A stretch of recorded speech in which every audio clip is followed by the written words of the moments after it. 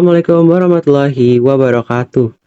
Perkenalkan kami dari kelompok 6 yang terdiri dari Aga, Fazila, dan Raffi. Sekarang kami akan mempresentasikan Sumpah Pemuda dan respon bangsa Jepang di Perang Asia Pasifik. Sumpah Pemuda. Sumpah Pemuda adalah hasil dari Kongres Pemuda II yang diselenggarakan pada 27-28 Oktober 1928 di Batavia, sekarang Jakarta. Pada kongres ini, para pemuda dari berbagai organisasi kepemudaan di Indonesia menyatakan ikrar yang dikenal sebagai Sumpah Pemuda pada tanggal 28 Oktober 1928 yang menegaskan persatuan bangsa, tanah air, dan bahasa Indonesia.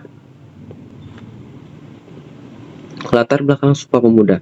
Kesadaran pemuda akan pentingnya persatuan di tengah perbedaan suku, bahasa, dan daerah. Kongres Pemuda II tahun 1928 menjadi momen bersatunya semangat kebangsaan, melahirkan ikrar Sumpah Pemuda.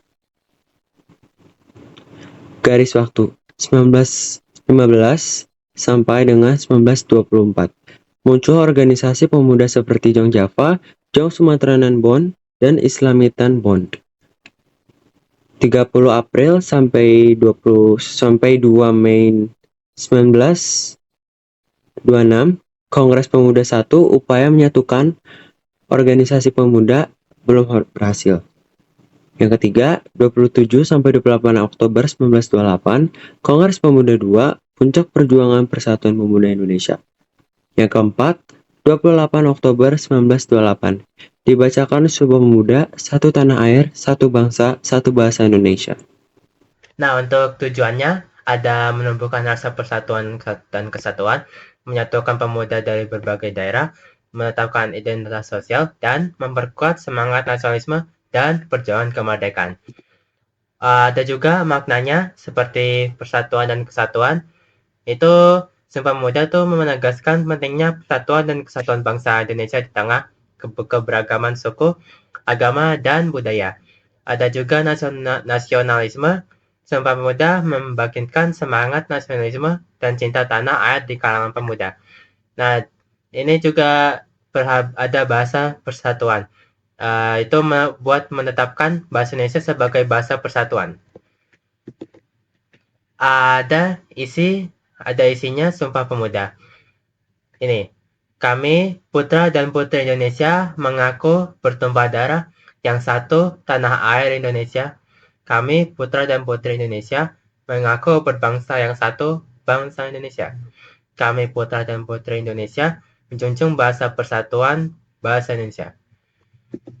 Untuk responnya bahasa Jepang, untuk di Perang Asia Pasifik, respon awalnya Jepang membentuk aliansi poros dengan Jerman dan Italia. Ini 1940, lalu mengusung ide kemakmuran bersama Asia Timur Raya untuk membebaskan Asia dari Barat. Tapi ini sebenarnya demi kepentingan Jepang. Melakukan serangan besar-besaran dimulai dengan serangan Pearl Harbor yang terjadi di 7 Desember 1941 yang memicu Perang Asia Pasifik. Lalu ada latar belakang. Ambisi mereka untuk menjadi kekuatan dominan di Asia dan menguasai sumber daya alam di wilayah tersebut, khususnya minyak bumi, untuk mendukung industrialisasi dan ekspansi militer mereka. Jepang ingin menggantikan pengaruh negara Eropa yang saat itu menjajah banyak wilayah di Asia. Lalu ada strategi tindakan Jepang. Yang pertama, militerisasi total. Seluruh sumber daya diarahkan untuk perang.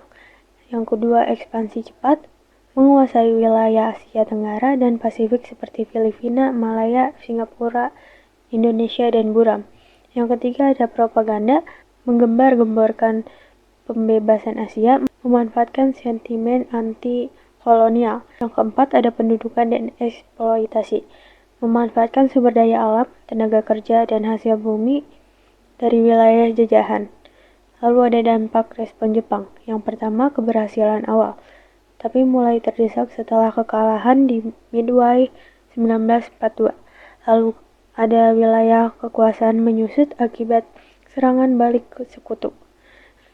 Yang ketiga, penderitaan rakyat di wilayah pendudukan karena kerja paksa, kekurangan pangan, dan represi. Yang keempat, kekalahan kelak setelah bom atom. di Hiroshima dan Nagasaki, Agustus 1945. Mohon maaf apabila ada kekurangan.